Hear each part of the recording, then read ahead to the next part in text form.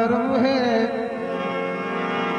وہ خواجہ تمہاری نگاہ کرم ہے، وہ خواجہ تمہاری نگاہ کرم ہے، ملا ہے کرم ہی کرم ہے، یہ جب سے ملا ہے کرم ہی کرم ہے، کمال عشرت ذوق نظر غریب نواز، کمال عشرت ذوق نظر غریب نواز، سکون خاطر ہر دیدہ ور غریب نواز۔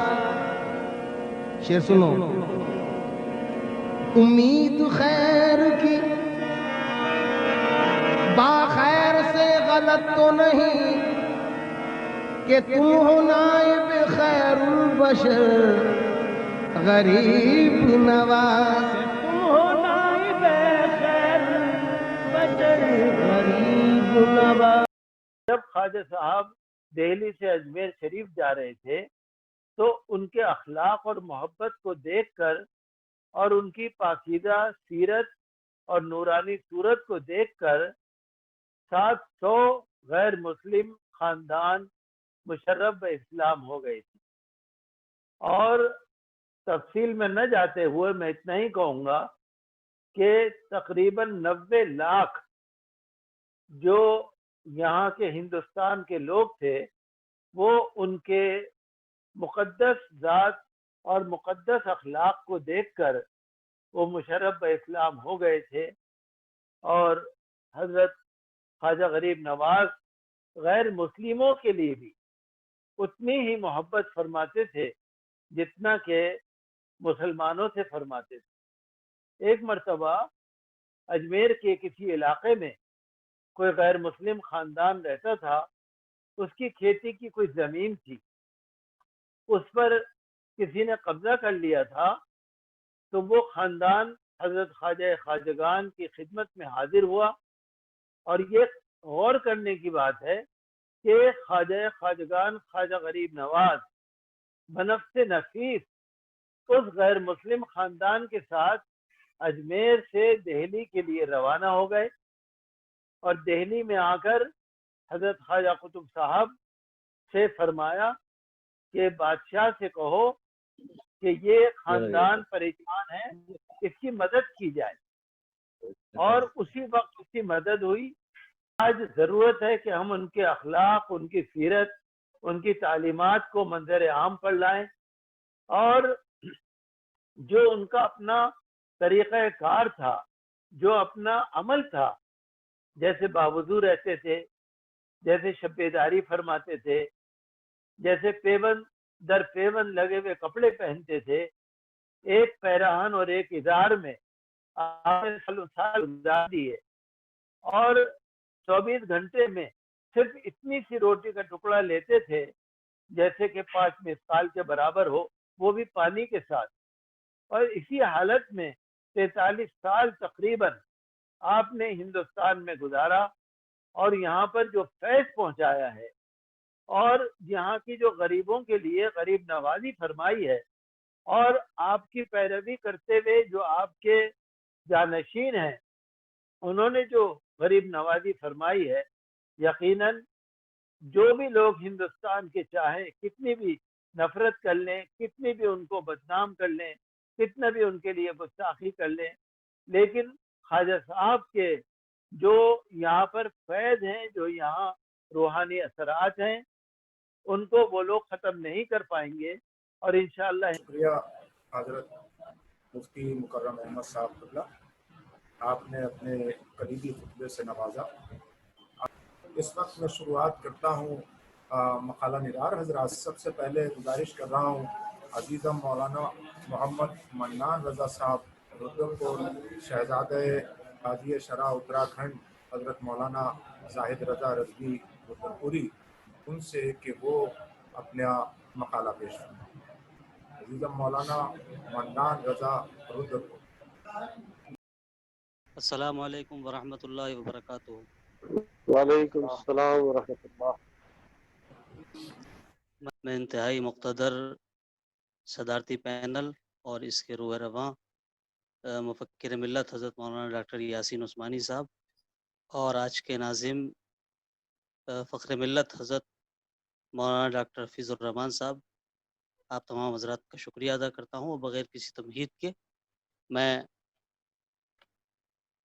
اس کو شروع کرتا ہوں۔ الحمدللہ رب العالمین، والصلاة والسلام علی سید المرسلین، اما بعد۔ پاک ہے وہ ذات جس نے اپنی معرفت و آگاہی کے لیے لفظ کن سے کائنات کی تخلیق فرمائی۔ تمام تعریفیں اس خالق کل شیء کے لیے جس نے اپنی تمام مخلوقات میں سب سے بہتر تخلیق یعنی بنی آدم کو پیدا فرمایا، پھر انسانوں کی ہدایت اور رہبری کے لیے ہر قوم، ہر خطے، ہر قبیلے کی طرف انبیاء کرام اور رسولان عظام کو مبعوث فرمایا، اور آخر میں تمام انبیاء کے پیشوا حضور سرور کائنات جناب محمد الرسول اللہ صلی اللہ علیہ وسلم کو بھیجا۔ آپ کی رسالت کسی خاص قوم یا قبیلے یا خطے کے لیے نہیں، بلکہ رہتی دنیا تک تمام مخلوق کے لیے ہے، جیسا کہ آپ کا ارشاد گرامی ہے، ارسلت الی الخلق کافہ، یعنی مجھے اللہ تعالیٰ نے تمام مخلوق کی طرف نبی مبعوث کیا۔ اب قیامت تک آپ کے بعد کوئی نبی نہ ہوگا، بلکہ آپ کی امت کے سچے اولیاء اور علماء آپ کے نائبین کی حیثیت سے آپ کے پیغام اور تعلیمات لوگوں تک پہنچانے کا کام کرتے رہیں گے۔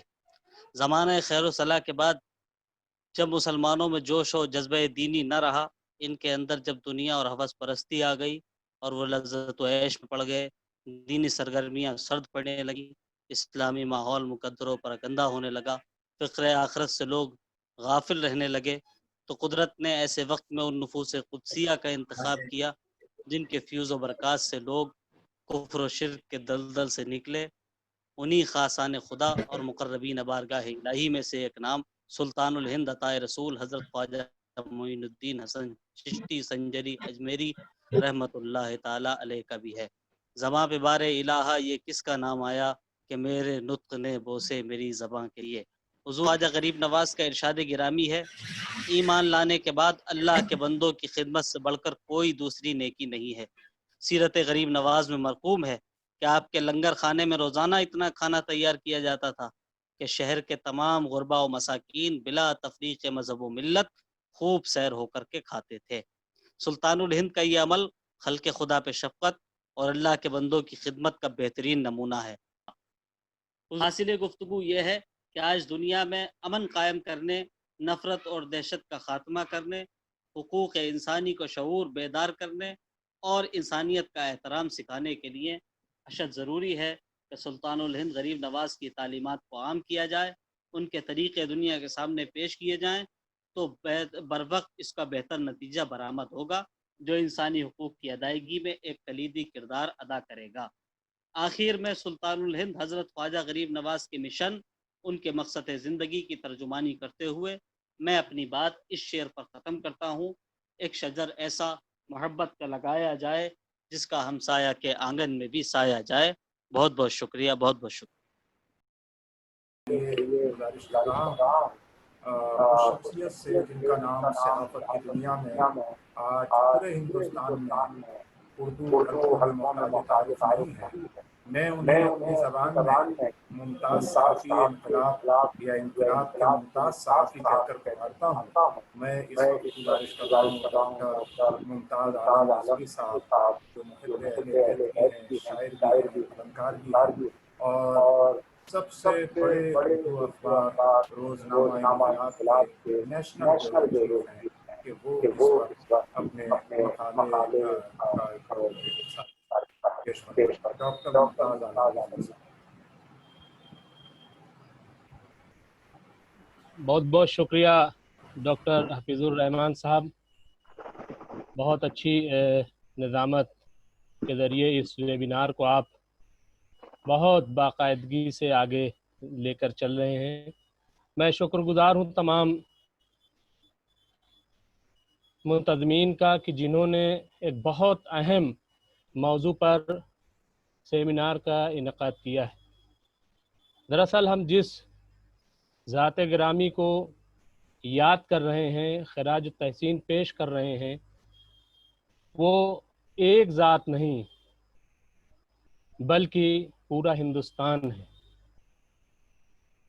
जिस गंगा जमनी तहजीब की आज हम बात करते हैं वो उसके बानी है। मेरी मुराद है हज़रत ख्वाजा मोइनुद्दीन चिश्ती रहमतुल्लाह अलैह। अभी उस ज़ात ग्रामी पर जिस तरीक़े से उंगली उठाई जा रही है, आपने बहुत सारे मुबाहिसे देखे होंगे कि मुसलसल आपकी ज़ात पर बात की गई। बात यह है कि एक उंगली उठी थी, लेकिन पूरा हिंदुस्तान उठ खड़ा हुआ उस ज़ात के लिए। यही वो किरदार है।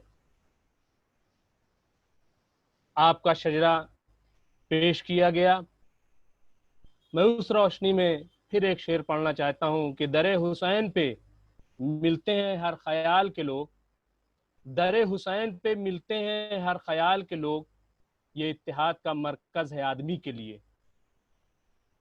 आपका यही तो शजरा है। अगर आज अजमेर शरीफ में आपकी दरगाह पर मुल्क से ताल्लुक़ रखने वाले हर तबके के लोग वहाँ जाते हैं, कि कोई हैरत की बात नहीं है, क्योंकि हर कोई अमन चाहता है, हर कोई इंसानियत का पासदार बनना चाहता है, हर कोई सुकून चाहता है। और जिसको सुकून चाहिए होता है, जिसको इंसानियत की तलाश होती है, वो दरगाह ख्वाजा अजमेरी की दरगाह पर जाता है।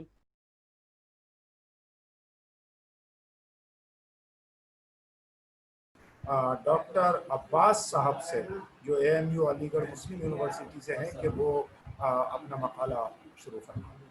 मोहतरम डॉक्टर अब्बास साहब, चूँकि बिस्मिल्लाहिर्रहमानिर्रहीम। पहले तो मैं इंतज़ामिया का और ख़ास तौर से डॉक्टर यासिन अली उस्मानी साहब का शुक्रगुज़ार हूँ, जो उन्होंने एक बड़े हसास मौजू पर इस सेमिनार का इनेकाद किया, वेबिनार का।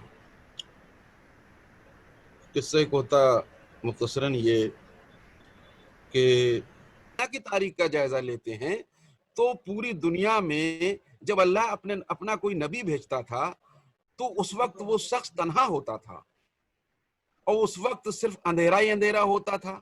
वो तन्हा शख्स दुनिया से टकराता था, चाहे मूसा की शक्ल में हो, चाहे ईसा की शक्ल में हो, चाहे इब्राहिम की शक्ल में हो, चाहे अल्लाह के नबी आखिरी नबी की शक्ल में हो। वो तन्हा होता था और उसका मुकाबला किसी से होता था तो बुराई से होता था, जालिम से होता था, और जो मुआशरे में लोगों को जीने नहीं देते थे और उनसे होता था। और उसके पहले वो इम्तिहान से गुजरता था, उसके बाद फिर जो जो उसके साथ आता था वो इम्तिहान से गुजरता था। वो चंद लोग इम्तिहान से गुजर करके जब आते थे तब अमन के लिए वो लड़ाइयां लड़ते थे। ख्वाजा साहब की जिंदगी का एहसान सिर्फ मुसलमानों पर नहीं है, बल्कि उस बर्रे सगीर पर है जिसने पूरे इंसानियत में कभी किसी से ये नहीं कहा कि आप मुसलमान हो जाइए, बल्कि ये जरूर कहा कि आप अमन के साथ जिए और जीने दीजिए। ख्वाजा बहुत बड़ा एहसान है और हमको उनकी जिंदगी से ये चीज मिलती है। और अभी आज भी इस मुआशरे में जो आप मौजूदा मुआशरा है, वही शख्स सामने आते हैं उनकी मुखालफत में, जो दूसरों की जिंदगियां हराम कर देते हैं, लूट लेते हैं इज्जत, लूट लेते हैं उनका अमन, लूट लेते हैं उनका चैन। वही लोग उन्हें लुटेरा कहते हैं, हालांकि असली लूटने वाले वही हैं। ख्वाजा साहब ने तो लुटेरों को बेनकाब किया है। उन्होंने तो इज्जत इंसानियत और इज्जत नफ्स को दुनिया के सामने साबित किया है और कभी किसी को नहीं सताया, बल्कि सताने वालों को हमेशा अमन का पैगाम दिया है कि आप इंसानियत के साथ आइए, ऐसे रहा करो कि करे लोग आरजू, ऐसे चलन चलो कि जमाना मिसाल दे। यही ख्वाजा साहब का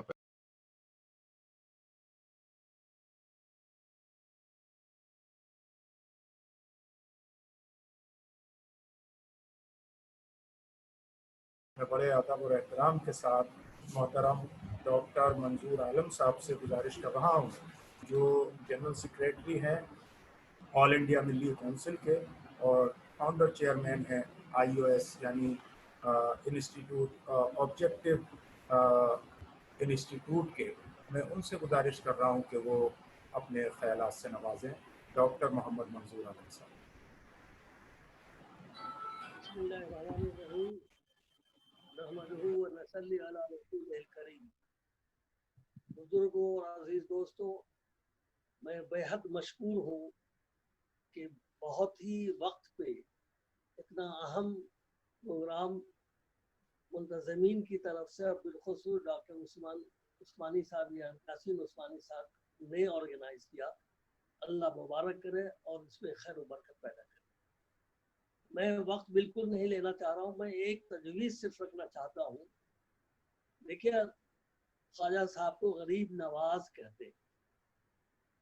कश्फ पे और उनके करामात पे तो बेशुमार चीज़ें मौजूद हैं, लेकिन जो उन्होंने खदमत खल्क किया है उस पे बहुत ही कम चीज़ें मौजूद हैं। जो तमाम लोगों से मेरी दरख्वास्त है कि तमाम लोग एक प्लान करें, हम भी उसमें शामिल होने तैयार हैं कि उनकी एक सवाने हयात जो खिदमत खल्क जिसमें उर्दू और हिंदी ज़बान पूरे मुल्क में लाया जाए, ताकि अवामुन्नास को उनकी ये अजीमुशान कुर्बानी लोगों के सामने आ सके। वो एक बेहतरीन नमूना थे कि वो अल्लाह के रसूल सल्लल्लाहु अलैहि वसल्लम ने जो ये हदीस था, इत्तक़ू मिन फ़िरासतिल मोमिन इन्नहु लयज़ुर बिनूरिल्लाह, वो उसकी बेहतरीन नमूना थे। आज उस नमूने को पेश करने की ज़रूरत है। अगर आप लोग इस पर गौर करें, एक सवाने उम्री उनकी खिदमत खल्क पे ही मुश्तमिल, चाहे जितने भी जिल्दों में हो सके, चाहे जितनी भी ज़ारा पेजों में हो सके, लेकिन वो मुकम्मल शक्ल में पूरे मुल्क में आए, ताकि उनके कश्फ और करामात के साथ साथ ये भी मालूम हो कि उन्होंने क्यों उन्हें गरीब नवाज कहा गया, क्यों लोग उस गरीब नवाज से इतनी मोहब्बत और अकीदत रखते हैं, चाहे वो किसी मजहब के मानने वाले हों, चाहे वो कोई भी धर्म के मानने वाले हों। ये दूसरी बात जो उसमें अहम है, ये मत समझिए कि ये एक आदमी ने बयान दिया था, नहीं, यहाँ बाज़ाब्ता राष्ट्रवाद एक राइटर्स क्लब है जिसके पार्ट ऑफ प्लान है ये सब चीज़ें। अगर हमें सही तौर पे इसको पेश करना है, सिर्फ एक शख्सियत नहीं, बेशुमार जो हमारे बड़ी शख्सियात सब है, बुजुर्गान दीन है, उनके सिलसिले में भी हम लोगों को ये काम इस अंदाज से करना चाहिए कि अवामुन्नास तक चीज़ें पहुँच सके और अवामुन्नास की ज़बान में पहुँच सके।